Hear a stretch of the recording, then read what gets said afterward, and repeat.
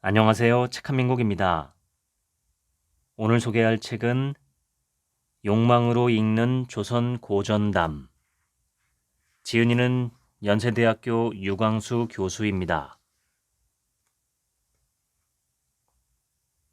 흥부전은 우애에 관한 이야기가 아니라 인간과 욕심, 현실과 미래, 삶과 비전에 관한 이야기다. 이 소설의 가장 중요한 핵심은 놀부와 흥부, 둘 다 훌륭하기도 하고 둘 다 문제가 많기도 하다는 점이다. 흥부전의 시작은 단순하지만 명확하다. 부모님은 이미 돌아가시고 형 놀부는 부자로 살고 동생 흥부는 가난하게 산다는 점이다. 이제 냉정하게 질문해보자. 분가할 때 부모의 재산을 형 놀부가 다 갖고 동생 흥부에게는 하나도 주지 않았을까? 많은 독자들이 흥부는 재산을 한 푼도 못 받고 쫓겨난 것으로 짐작하겠지만 사실 흥부에게도 재산을 나눠주었다.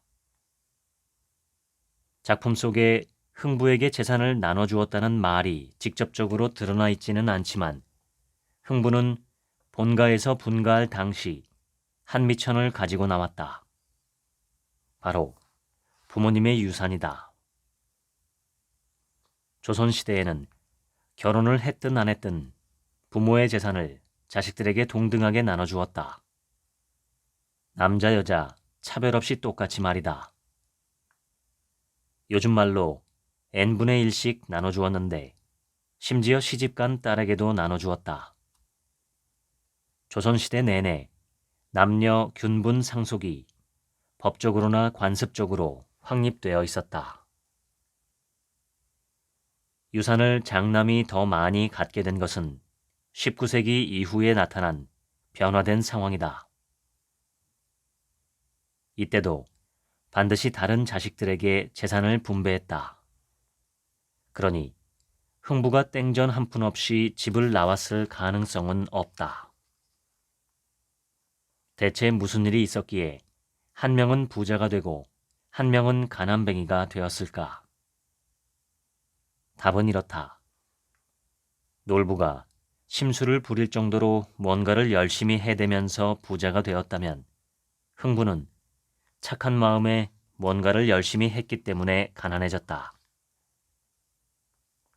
장황하게 나열하는 흥부의 선행을 듣고 있자면 조금 난감해진다. 굶주려 죽게 된 사람에게는 먹던 밥을 덜어주고 추위에 얼고 병든 사람에게는 입고 있던 옷을 벗어주고 노인이 짐을 지고 가면 자청해서 대신 짊어지고 장마통에 강을 건너는 사람이 있으면 삭도 안 받고 강을 건네주고 남의 집에 불이 나면 달려가 그 집 세간살이를 대신 지켜주고 길에 돈이나 폐물이 떨어져 있으면 옆에 지키고 섰다가 임자가 찾아오면 돌려주고 수절하는 과부를 보쌈하는 자들이 있으면 쫓아가서 뺏어오고 딱한 사정의 사람이 횡액을 만나서 고생하면 달려가 도와주고 길 잃은 어린아이가 있으면 그 부모를 찾아주고 주막에서 병든 여행객을 보면 그 사람 본가의 소식을 기별하는 등 이렇게 남의 일만 하느라고 한 푼 돈도 못 버니 놀부가 오죽 미워하겠는가. 한마디로 흥부는 남 좋은 일만 하느라 돈 한 푼을 벌지 않았다는 소리다. 그러니 결혼해서 처도 있고 자식도 있는 가장이 형 집에서 기생한 것이다. 그 당시엔 대신 매를 맞아주는 매 품팔이가 존재했다. 벼슬이 높은 양반이 잘못을 해 죗값으로 매를 맞아야 하는 경우 품위와 입장을 고려해 자기 대신 매를 맞을 사람을 돈을 주고 고용했다. 곤장을 20, 30대 맞으면 몇 달을 앓기도 했고 평생 못 걸어 다니게 되는 경우도 있었다. 50대 이상이면 맞다가 죽는 경우도 발생했다. 형벌로 곤장 80대가 선고되어도 하루 동안 80대를 전부 때리지 않고 며칠에 나누어 때렸다. 매품을 판다는 것은 단순히 공사장에 가서 막노동을 하는 아르바이트와는 차원이 다르다. 다른 무언가가 없을 때 최후의 수단으로 목숨 걸고 선택하는 일이 매품 파는 일이다. 흥부는 왜 이 일을 하지 않았을까? 목숨을 걸어야 할 정도로 위험하게 매를 맞느니 차라리 무슨 일이라도 해서 돈을 버는 게 낫지 않았을까? 흥부의 자식은 이야기의 이본에 따라 다른데 어떤 이본에서는 8명, 어떤 이본에서는 10명, 어떤 이본에서는 6명인 경우도 있다. 큰아이가 최소 10살이 넘었다는 뜻이다. 그 당시 10살은 지금 10살과는 비교할 수 없을 정도의 노동력을 가지고 있었다. 아버지 흥부는 그렇다 치자. 형네 집으로 구걸을 가고 매품이나 팔았다 치자. 그런데 대체 그 많은 흥부의 아이들은 무슨 일을 했을까? 정답은 그들은 아무 일도 하지 않았다 아이다. 그때는 16살이 결혼 정년기여서 10대살만 되면 시집가고 장가가던 시절이었다. 그런데 몸뚱이 다 큰 아이들이 집에 들어앉아 밥 타령만 하고 있었던 것이다. 뭔가 많이 이상하고 많이 비뚤어져 있는 상황이다. 이들은 대체 왜 이 일을 하지 않았을까? 그들이 보고 배운 게 단지 그뿐이기 때문이다. 지금까지 흥부전을 상대로 3가지 질문을 던져보았다. 놀부는 흥부에게 재산을 나눠주었을까? 흥부는 왜 일하지 않았을까? 흥부 자식들은 왜 아무것도 하지 않았을까? 이 3가지 질문은 흥부전을 파헤쳐보는 가장 중요한 키워드다. 흥부전의 핵심은 욕심에 관한 이야기다. 첫째는 당연히 놀부의 욕심이다. 놀부는 이미 부자다. 그런데도 그는 돈을 더 많이 불리기 위해 혈안이 되어 있다. 욕심은 욕망을 넘어 자신과 남의 인간다움을 해치면서까지 뭔가를 더 하려는 행동이다. 놀부가 욕심쟁이인 것은 맞다. 놀부의 문제는 세상 좋은 것은 전부 자기가 가져야 한다고 생각하고 또 그렇게 행동한 데 있다. 부자가 된 흥부 집에 간 놀부는 화초무늬가 아로새겨진 화초장을 보게 되는데 그 안에는 엽전이 가득했다. 뭐든 가지고 싶은 게 있으면 가져가란 말에 놀부는 대뜸 그럼 이 화초장을 다오 라고 요구했다. 놀부는 부인에게 자기가 흥부집에서 고생고생하며 이 무거운 화초장을 지고 왔다고 자랑스레 말했다. 그런데 웬걸 화초장 안에는 돈이 아니라 구렁이가 또아리를 틀고 앉아 혀를 날름거리고 있는 게 아닌가. 화가 난 놀부는 흥부를 상대로 욕을 하며 구렁이가 든 화초장을 다시 흥부집으로 가져갔다. 흥부가 화초장을 활짝 열어보니 구렁이가 아니라 엽전이 그대로 들어있었다. 무척이나 상징적이다. 돈 자체는 좋고 나쁨이 없지만 누가 지니고 있느냐에 따라 좋고 나쁨이 결정된다는 의미다. 인간이란 일정한 한계와 범위로 한정된 존재다. 인간이 소유하고 사용할 수 있는 범위가 정해져 있다. 무한정은 없다. 그런데 그것을 인간이란 동물은 종종 잊고 종종 외면하고 종종 부인한다. 욕심 때문이다. 그런데 자꾸 욕심을 부리다 보면 사람들은 자기가 대체 왜 욕심을 부리는지조차 잊어버리게 된다. 고생스럽게 짊어지고 온 화초장에 든 귀중한 돈이 구렁이가 되어버리는 것이다. 부자가 되고 싶은 마음이 나쁜 게 아니고 욕망을 갖는 게 문제가 아니라 어느 순간 그 욕망에 잠식당해 욕심이 나를 지배하게 되는 게 문제다. 겉으로 드러나지 않을 뿐 흥부도 지독한 욕심쟁이였다. 매를 맞고 돈을 번다는 것은 그냥 수동적으로 버티는 행위다. 그냥 주어진 상황을 견디며 버티는 소극적인 자세에서 비롯한 행위다. 흥부는 왜 이런 마음을 가지게 되었을까? 본질은 욕심이 많기 때문이다. 적극적으로 나서지 않고 뭔가를 하려 하지 않은 것이다. 그는 겁쟁이인 동시에 욕심쟁이였다. 그래서 아무 일도 하지 않았다. 그래도 흥부는 남을 돕는 착한 일을 하지 않았느냐고 생각할 수도 있다. 자기 집안은 한 푼 없어도 남을 도와주는 일에는 앞장섰다. 그런 선한 행동이 과연 착함일까?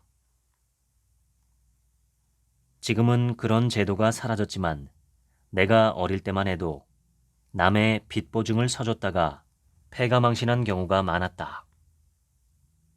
흥부가 한 일이 주로 이런 일이었다. 집안에 흥부 같은 사람이 한 명 있으면 어떻게 될까? 놀부가 직면한 문제가 바로 그것이었다. 일 안 하고 놀고 먹기만 하면 차라리 괜찮은데 이렇게 돈을 마구 써대니 당해낼 재간이 없다. 그래서 쫓아냈다. 그렇게 쫓아낸 흥부가 툭하면 찾아와 양식을 좀 달라고 한다. 흥부 같은 사람들은 한번 자신의 요구가 받아들여지면 끝을 모르고 손을 내미는 습성이 있다. 이런 자가 집안에 있으면 그 사람이 결국 집안 재산 다 말아먹는다. 그래야 끝난다.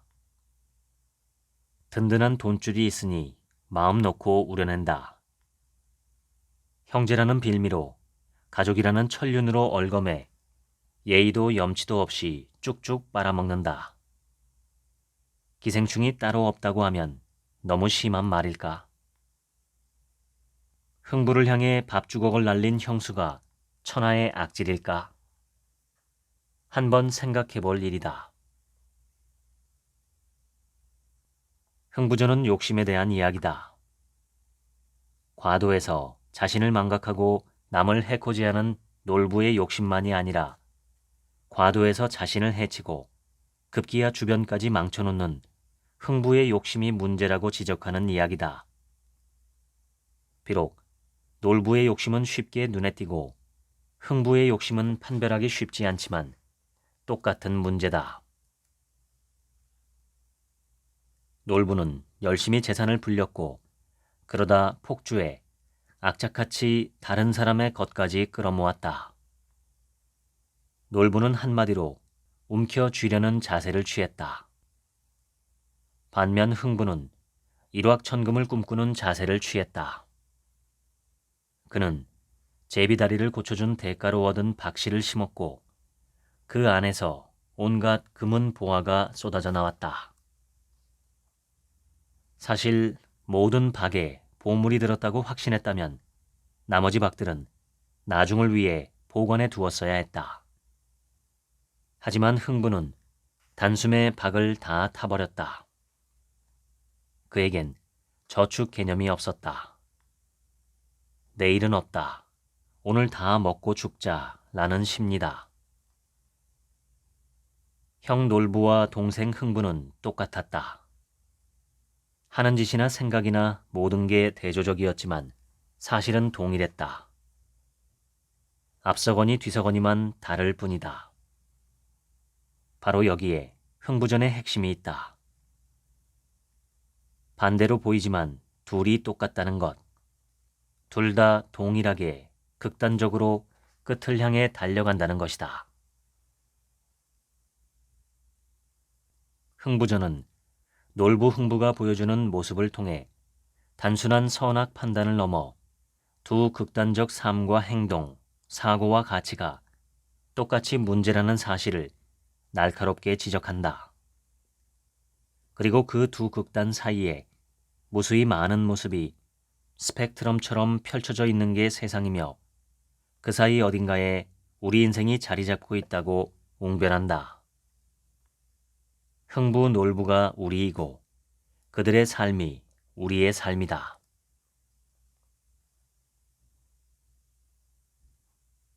우리가 아는 춘향 말고 그보다 오래전 남원에 춘향이라는 기녀가 있었단다. 외모가 상당히 볼품없었다고 한다. 기녀는 관청에 소속되어 지방관이나 손님을 접대하는 일을 했다. 밥도 차리고 이부자리도 살피고 침실에서의 수발도 들었다.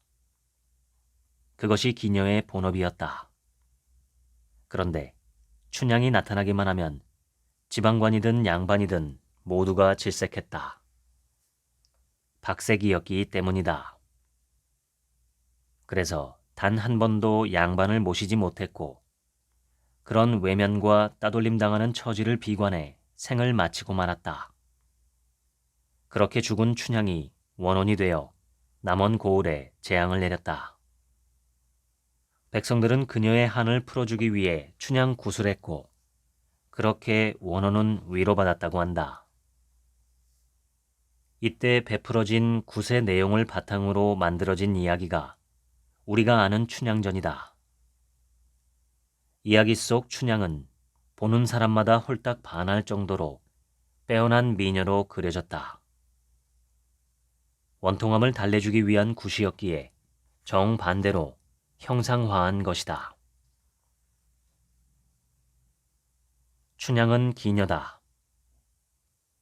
신분제 사회인 조선에서 한 번 기녀는 영원한 기녀이고 기녀가 병들거나 늙어 퇴직할 때는 그 딸이나 조카딸을 대신 들여놓고 기녀직에서 벗어났다.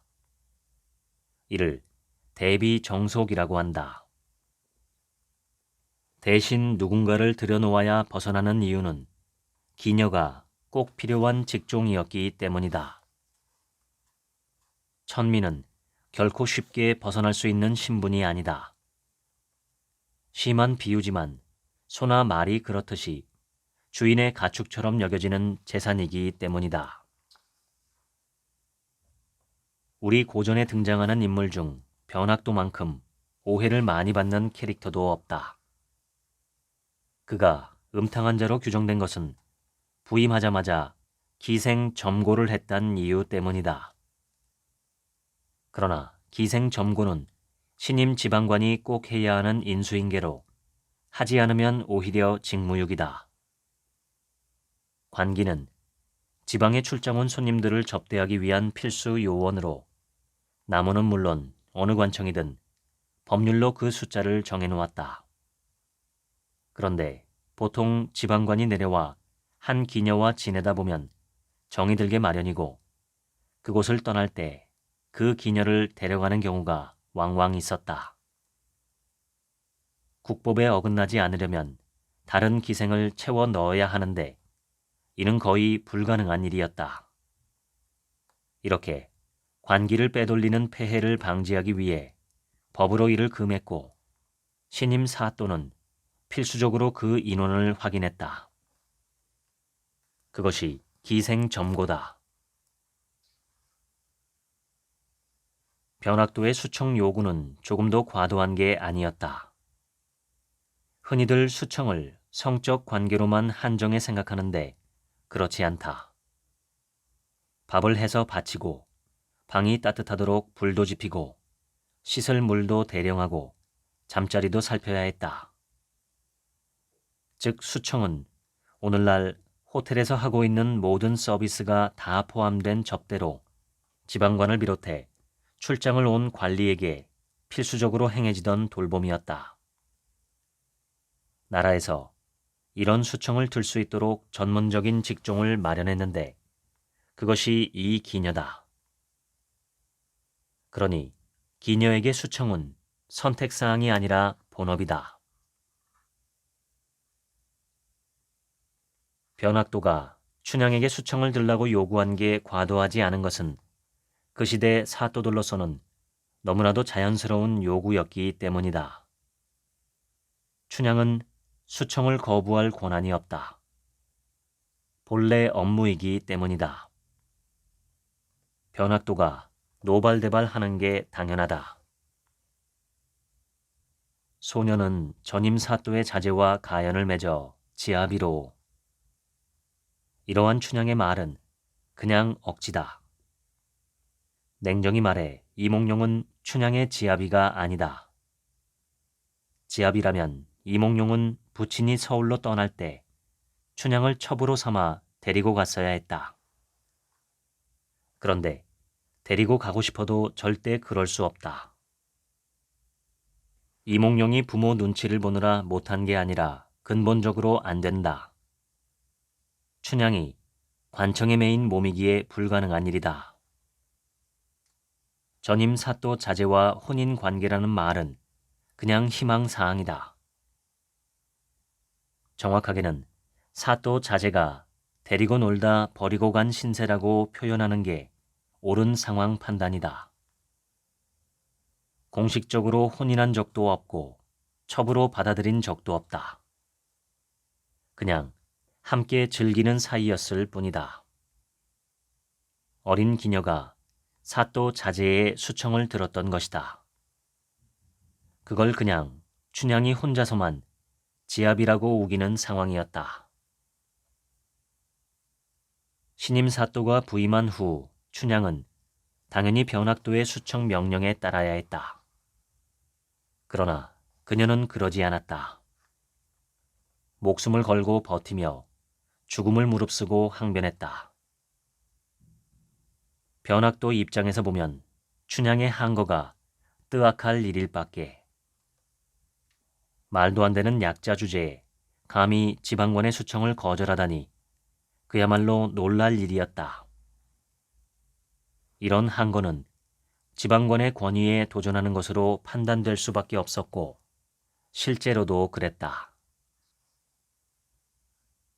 우여곡절 끝에 감옥에서 춘향을 구해낸 이몽룡은 그녀를 아내로 맞이하는데 그녀를 첩이 아닌 본부인으로 삼는다. 절대 있을 수 없는 일이다. 심지어 나라에서는 춘향의 정절을 높이사 정렬 부인 직첩을 내린다. 말도 안 되는 소리다. 춘향전은 이렇게 무리한 설정에 설정을 거듭한다. 이유는 이런 황당한 이야기에 사람들이 열광했기 때문이다. 춘향전의 핵심 가치를 굳이 꼽자면 에로티시즘과 혁명성이라고 할 수 있다. 제대로 읽지 않아서 그렇지 춘향전은 그야말로 19금으로 도배되어 있다.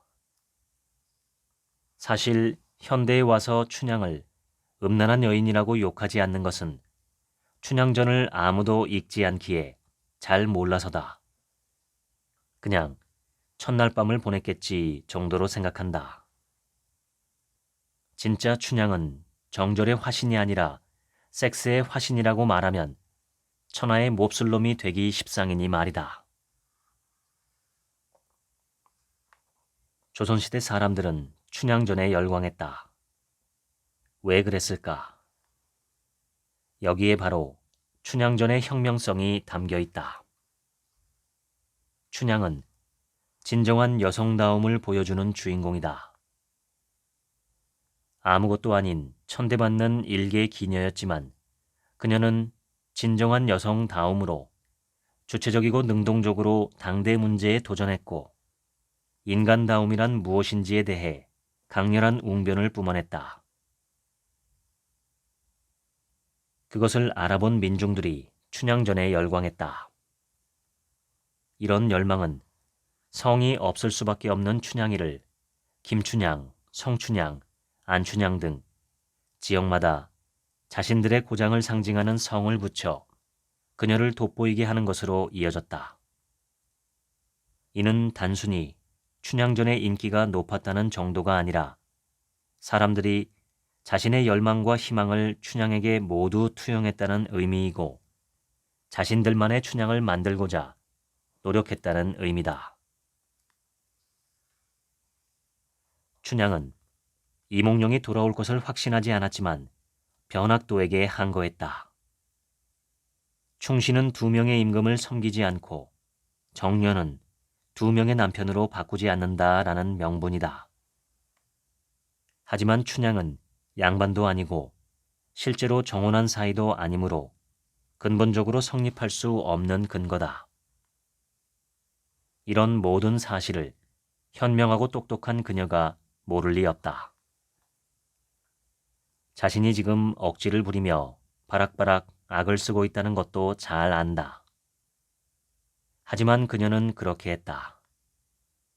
이를 단지 이몽룡에 대한 사랑 때문이라고만 한다면 춘향의 저항을 너무 얕잡아 보는 것이다. 그녀는 목숨 걸고 저항했다. 그 누구도 대들 수 없는 권력자에게 보잘것없는 천한 여인이 항거한 것이다. 이는 위험한 선택이었다. 아무것도 아닌 자가 목숨 걸고 저항하는 모습. 이것이 바로 춘향전의 진정한 혁명성이다. 이유는 너무 단순하게도 이몽룡을 사랑하기 때문이다. 당시 천민 여성에게는 허용되지 않는 행위였지만 춘향은 그것을 했다. 춘향은 그럴 수도 없고 그럴 필요도 없고 그래서도 안 되는 신분의 여성이지만 그녀는 그랬고 그것을 해냈다. 이것이 지금까지 우리 민족의 마음속에 살아있는 춘향의 실체다. 연려 이데올로기는 여성 스스로 나의 생각과 나의 몸이 상대 남성의 일부분이라고 생각하고 그 안에서 헤어나오지 못하는 지극히 중세적인 가치다. 춘향전이 근대를 여는 혁명적 텍스트가 된 이유는 바로 그 가치관을 깼기 때문이다. 그녀는 온몸으로 이렇게 말했다. 내 몸은 내 것이다. 그러니 내 맘대로 하겠다. 중세시대의 자기 몸은 자기 것이 아니었다. 노비라면 주인의 것이고 평민이라면 임금의 것이다. 심지어 고관 대작도 제 몸을 제 마음대로 주장할 수 없었다. 모든 게 왕의 것이었다. 그런 시대에 만만한 신분 중에서도 가장 만만한 기녀인 여성이 내 몸은 내 것이다 라고 말한 것이다. 생각하는 대로 살고 싶다. 나에게 살고 있는 처지대로, 기녀라는 신분대로 생각하라고 강요하지 마라. 이것이 바로 춘향전의 핵심이자 놀라운 혁명성의 실체다. 그 핵심은 인간다움이란 무엇인가에 대한 물음이다. 춘향전이 고전인 이유는 당대에는 생각조차 할 수 없던 놀라운 사상을 담고 있기 때문이고 그 이야기에 당대 민중이 열광한 이유는 춘향 몸이니 춘향 맘대로 해라에 공감하고 인정했기 때문이다. 비록 자신들은 못하지만, 비록 자신들은 질곡에 묶여있지만 춘향만은 거기에서 벗어나 훨훨 날아갔으면 좋겠다는 바람이었다. 자신의 처지와 상황에 매몰되지 않고 자신의 지위와 관념에 얽매이지도 않으며 나는 나라고 외치는 것에서 시작된 선언이 메아리가 되어 우리 모두의 가슴을 울릴 때 춘향전은 고전이 된다.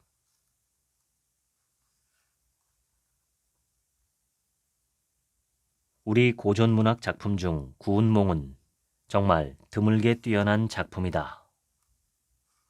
결론부터 말하자면 영화 매트릭스가 만들어지기도 훨씬 전인 먼 옛날에 천재작가 김만중은 매트릭스 안에 갇혀 있으면서도 그것을 모르는 어리석은 인간들처럼 우리는 꿈과 환상으로 된 세상 속에 살고 있다고 말했다. 실제로 우리는 학교에서 구운몽의 주제를 인생 무상이라고 배운다. 한마디로 인생은 덧없다는 것이다. 그런데 아무래도 뭔가 이상하지 않은가? 김만중이 구운몽을 쓴 이유가 어머니의 근심 걱정을 풀어드리고자 한 것인데 부귀 공명이 일장춘몽이다라는 내용으로 과연 어머니의 근심을 풀어줄 수 있을까? 한번 생각해보라. 효자 아들이 귀양지에서 홀로 늙어가는 어머니를 위로한답시고 하는 말이 어머니, 부귀 공명은 한바탕 꿈 같은 거예요. 인생은 덧없어요. 라고 말했을까? 그 말을 듣고 어머니는 위로를 받았을까? 구운몽은 제목부터 범상치 않다. 아홉 구름 같은 꿈이라는 함축적인 제목은 땡땡전이라 불리는 여느 작품들과 격이 다르다. 내용은 주인공 성진과 8명의 선녀가 구름 같은 꿈을 꾸는 내용인데 그야말로 구름 같고 꿈 같은 인생 이야기다. 요약하면 불제자 성진이 꿈의 양소유가 되어 인간 욕망을 실현하며 부귀의 정점에 올랐다가 그 정점에서 무상감을 느끼고 꿈에서 깨어나 이후 진정한 큰 깨달음을 얻는다는 이야기다. 이야기는 이렇게 시작한다. 당나라 때 현재의 인도인 천축국에서 육관대사가 중국에 불법을 전하러 건너왔다. 스님의 이름이 범상치 않다. 육관은 전후 좌우 위아래 6곳을 본다는 뜻이다. 온 세상의 본질을 꿰뚫는 득도한 스님이라는 의미다. 육관대사는 남악 형산에 연화도량이라는 절을 짓고 이곳에서 제자들을 가르쳤다. 그 중에 아주 총명하고 신통력이 뛰어난 성진이라는 제자가 있었는데 대사는 그를 볼 때마다 진정한 도를 가르칠 만한 아이라고 생각했다. 그러던 어느 날 아침 육관대사가 제자들을 불러 모아놓고 이렇게 말했다. 자신이 사람들에게 설법할 때마다 매번 동정호의 용왕이 사람 모습으로 변신해 열심히 경청하더란다. 그러면서 용왕이 그렇게 설법을 들으러 오는 게 고맙구나. 누가 가서 고맙다는 인사를 하겠는가? 라고 물었다. 그러자 성진은 자신이 가겠다고 나섰고 육관대사의 허락을 받은 성진이 옷을 빼입고는 동정호를 향해 날아갔다. 신통력이 대단한 성진은 하늘을 날 수 있었고 호수에 다가가서도 물길을 좌우로 갈라 용궁으로 날아 들어갔다. 용왕이 술을 권유하자 성진은 계속 거절하는 것도 예의가 아닌 듯 싶어 술 3잔을 받아 마셨다. 성진이 다시 하늘을 날아 연화도량으로 향했다. 그때였다. 그의 코에 기이한 향기가 스쳤다. 마음이 동한 그는 향기를 쫓아 물길을 따라 거슬러 올라갔다. 그러다가 화려한 돌다리 위에 걸터앉아 시시덕거리며 놀고 있는 아리따운 8명의 선녀를 보게 되었다. 성진은 넋이 나갈 지경이었다. 이런저런 말장난과 실랑이가 이어졌고 결국 성진은 자신의 능력을 한껏 뽐내고자 나뭇가지에 달린 꽃봉오리를 맑고 귀한 구슬로 변화시켜 선녀들에게 하나씩 주었다. 연화도량에 돌아온 때는 이미 날이 저문 저녁이었다. 성진은 용궁 다녀온 일을 보고하고 자신이 기거하는 방으로 갔으나 황홀한 마음을 걷잡지 못해 어쩔 줄 몰랐다. 마음을 고쳐먹고는 향로의 향불을 정갈하게 피우고 바르게 앉아 참선을 하기 시작했다. 그때였다. 갑자기 밖에서 사형, 사부님께서 오라십니다 라는 소리가 들렸다. 급히 옷을 입고 육관대사의 거처가 있는 곳으로 갔다. 절 안에 모든 제자들이 온통 횃불을 밝혀놓고 모여 있는 게 아닌가. 중앙에 육관대사가 떡 버티고 앉아 큰 소리로 호통을 쳤다. 성진아, 내가 내 죄를 알렸다. 중의 행실은 셋이 있으니 몸과 말씀과 뜻이다. 그런데 너는 용궁애가 술에 취하고 돌다리에서 여자를 만나 언어를 수작하고 꽃을 던져 희롱한 후 돌아와서도 오히려 아름다움에 현혹되어 세상 부귀공명을 흠모하고 불가의 적막함을 혐오했으니 이는 세 가지 행실이 한꺼번에 무너져 내린 것이다. 결국 성진은 벌을 받아 지옥 염라대왕 앞에 가게 되고 거기서 역시 육관대사의 명령에 의해 잡혀온 팔선녀와 함께 윤회의 심판을 받고 각각 인간 세상에 환생하게 된다. 성진은 양소유로 환생하고 팔선녀는 각각 8명의 여인으로 환생해 양소유와 우여곡절 끝에 한 명씩 만나 결연한다. 양소유는 그야말로 성진이 욕망했던 것처럼 출장 입상하며 부귀공명을 이룬다. 2명의 공주를 처로 삼고 6명의 여인을 첩으로 삼았는데 이 여인들은 하나같이 빼어난 미녀인데다 서로 의좋게 지냈다. 양소유의 삶은 당대 모든 남성들이 바라마지 않던 최고의 판타지를 보여준다. 부귀공명이 극한에 이르자 양소유는 벼슬을 은퇴한 후 한가롭게 여생을 즐기기로 했다.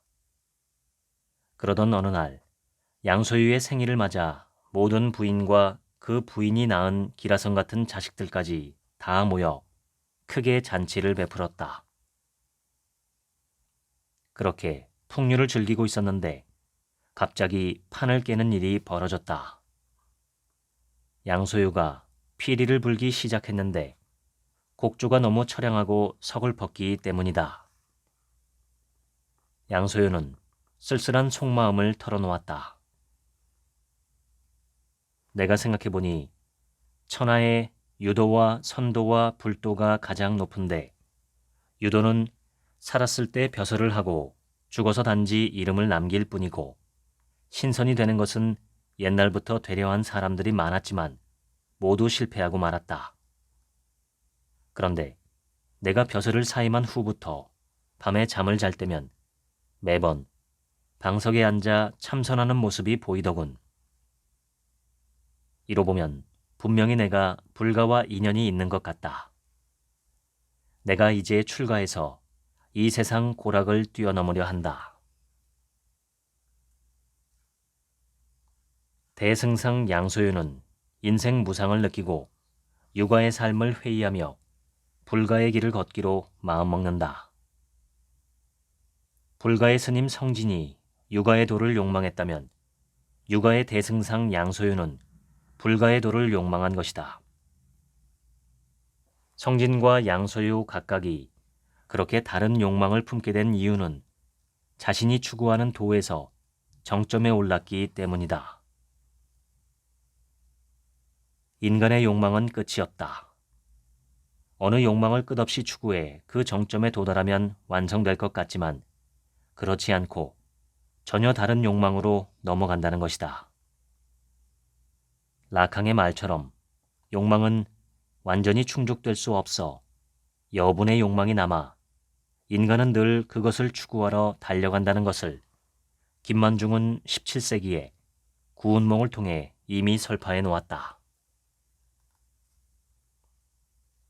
양소유가 다음날 떠나겠다며 부인들과 이별줄을 기울이는 그때였다. 갑자기 누군가 쿵쿵 큰 석장을 짚으며 올라오는 소리가 들렸다.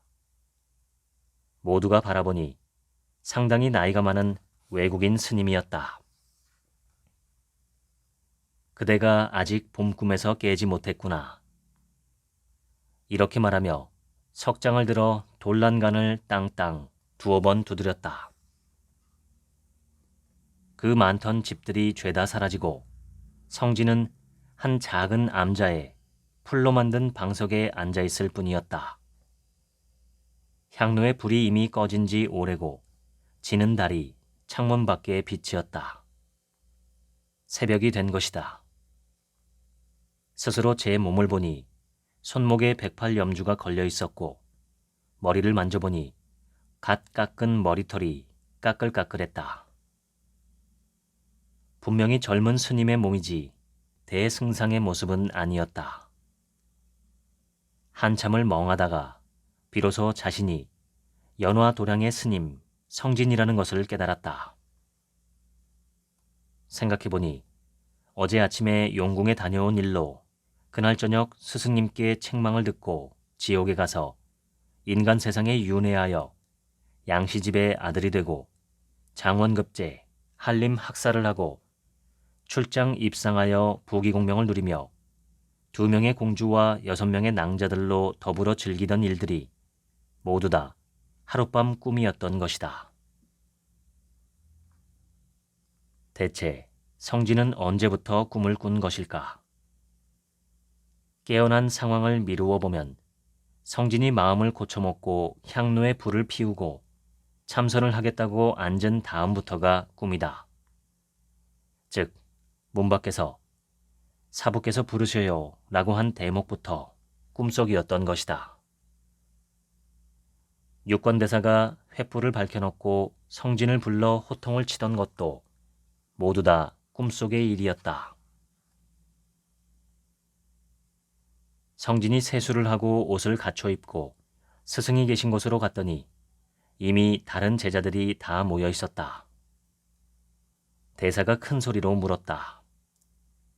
성진아, 인간 세상에 부귀를 지내니 과연 어떠하냐? 성진이 머리를 조아리며 눈물을 흘렸다.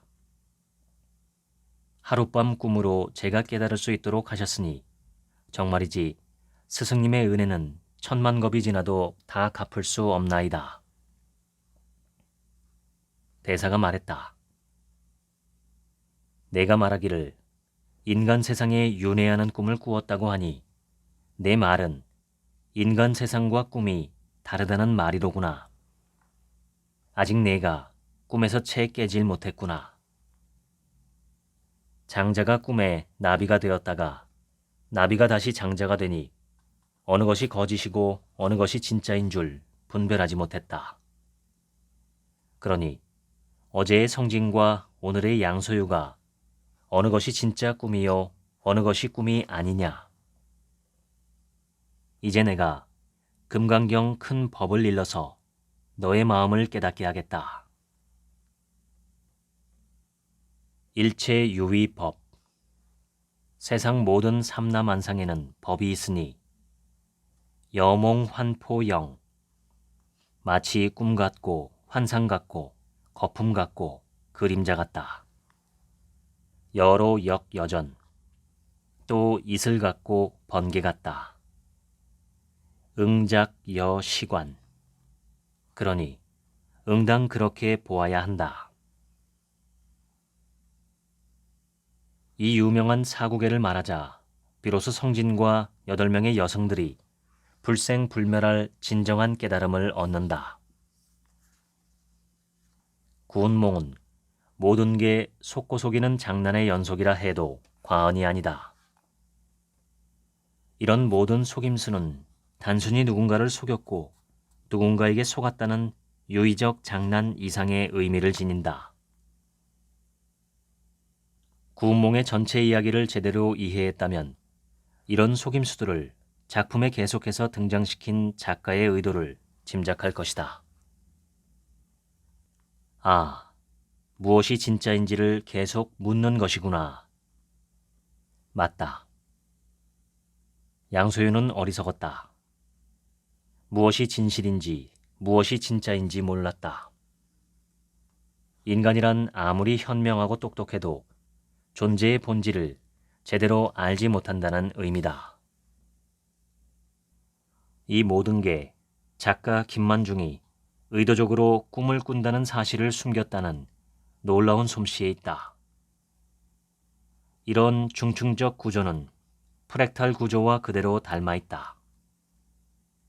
부분의 모양이 전체의 모양을 닮아 거듭 중복되는 양상인 프랙탈 구조처럼 구운몽은 중첩되는 속임수의 연속으로 구성되어 있다.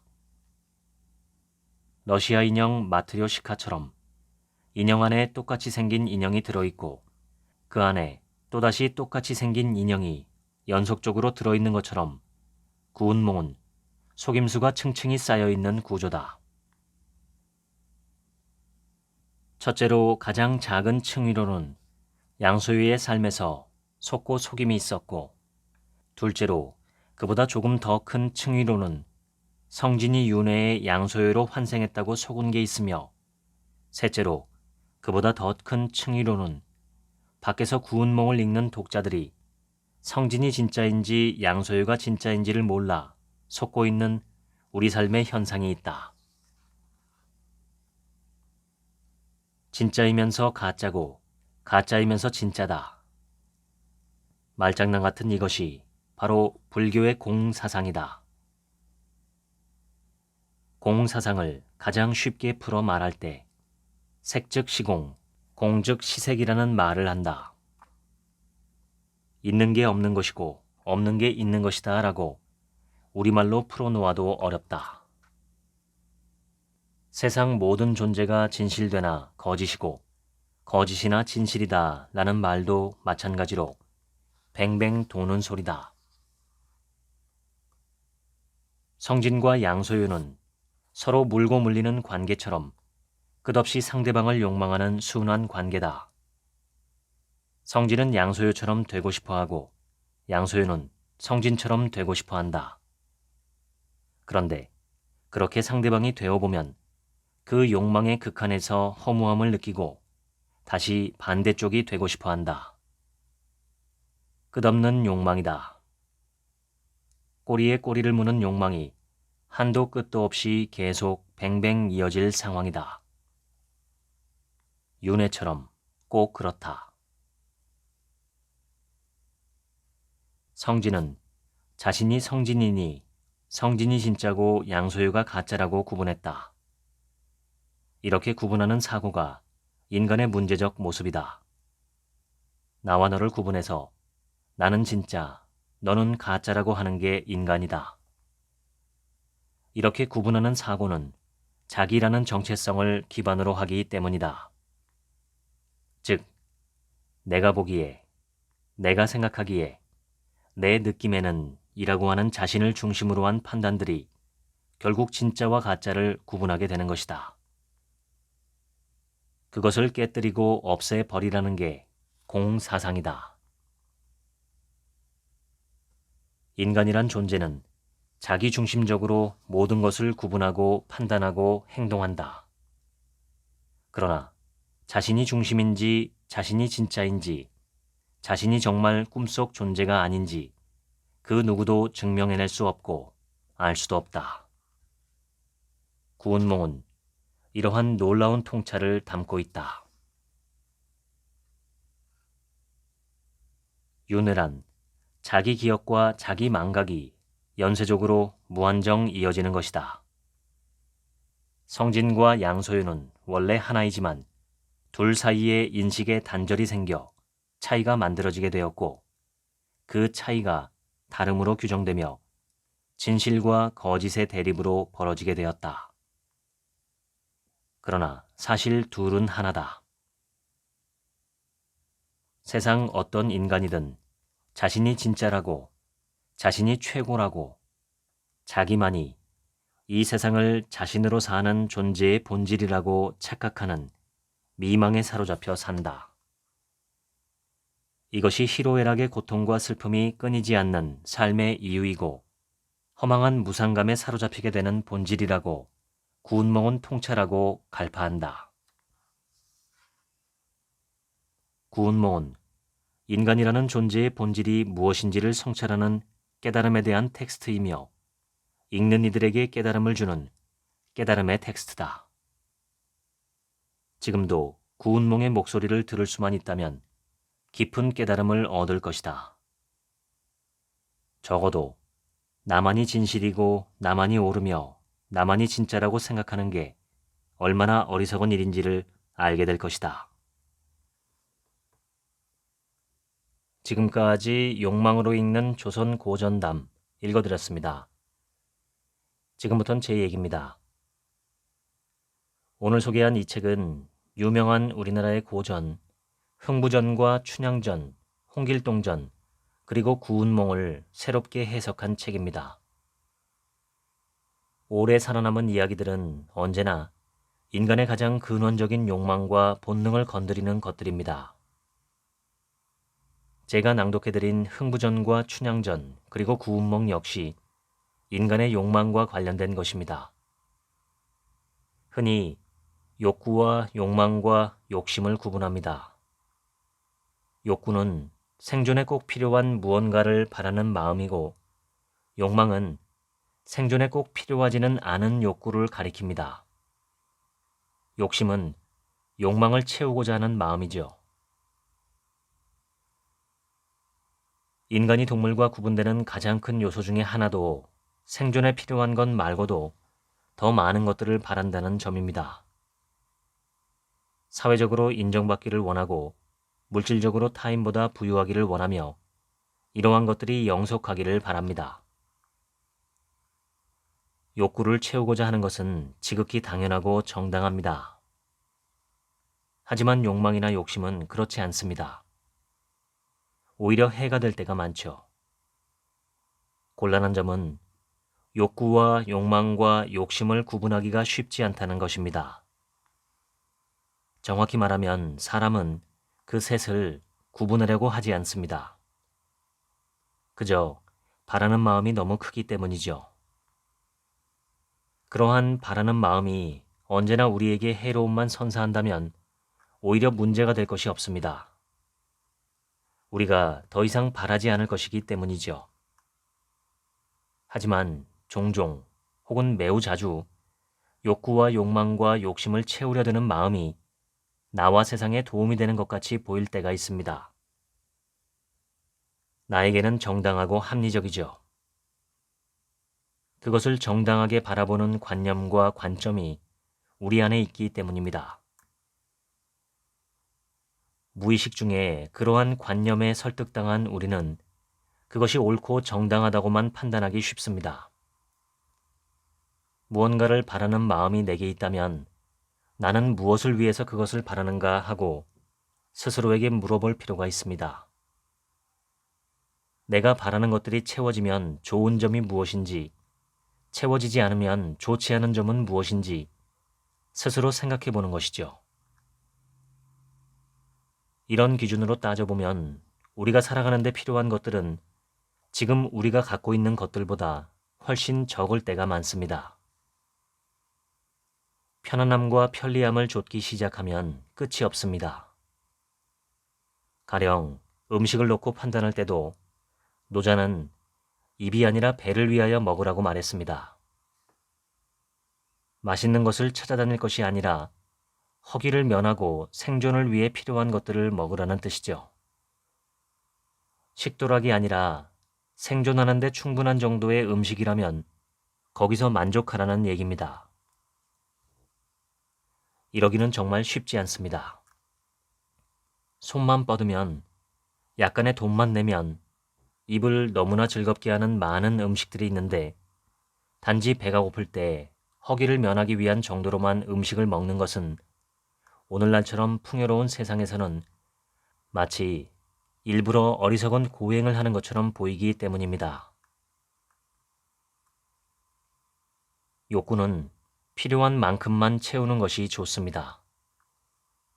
그러나 욕망과 욕심을 채우려고 드는 것은 밑빠진 독에 물붓기입니다. 이야기는 참 신기한 것입니다. 누가 어떤 이유로 무슨 일을 어떻게 했고 그 결과 어떤 일이 생겨났다. 즉, 인간의 행동과 결과에 대한 아주 짧은 브리핑이자 앞으로 살아가면서 많은 행동을 해야 하는 인간들이 참고자료로 삼을 수 있는 미래 예측을 위한 수정 구술과도 같습니다. 인간은 이야기를 바탕으로 과거를 평가하고 현재를 결정하며 미래를 예측합니다. 그래서 아마도 사람은 어릴 때부터 옛날 이야기 듣기를 좋아하는 듯합니다. 특히 무서운 이야기를 좋아하죠. 생존을 위해 가장 필요한 것은 위험과 위협을 피하는 방법에 대해 미리 배우는 것이기 때문입니다.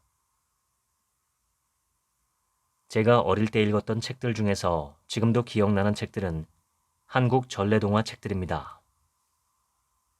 거기에는 인생을 어떻게 살아가야 하는지에 대한 생생한 교훈이 담겨 있었죠. 아쉬운 것은 어른들을 위한 동화는 없다는 것입니다. 어른들에게는 동화나 전설보다 더 무서운 현실이 있을 뿐입니다. 당신께서는 자신의 삶이 어떤 이야기로 남기를 바라시나요? 80억 명이나 되는 수많은 전 세계 인구 중에서 자신의 이야기를 남기는 사람은 극소수 중의 극소수입니다. 그 속에 당신의 이야기도 포함되면 좋겠습니다. 즐겁고 감동적인 당신의 이야기를 듣고 싶습니다. 지금까지 책 한 민국의 하루치 생각이었습니다. 감사합니다.